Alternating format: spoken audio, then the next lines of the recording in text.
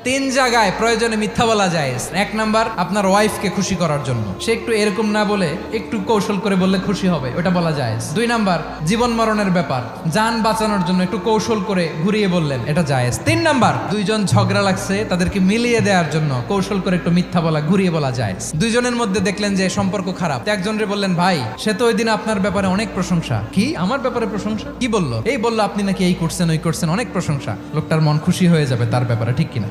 আবার তার সাথে যার ঝগড়া, ওরে যে বলুন, ভাই ওই দিন তো সে আপনার অনেক অ্যাপ্রিসিয়েশন করলো, অনেক। সে তো অবাক, কি রে বলে কি? এই যে দুইজনের ব্যাপারে দুইজনের একটু ভালো ভালো কথা বলে দিচ্ছেন, একদিন দেখবেন রাস্তা দিয়ে হাঁটার সময় একে অপরকে সালাম দিয়ে ফেলছে, সালাম দিয়ে বুকে জড়ায় ধরছে, আছে না নাই?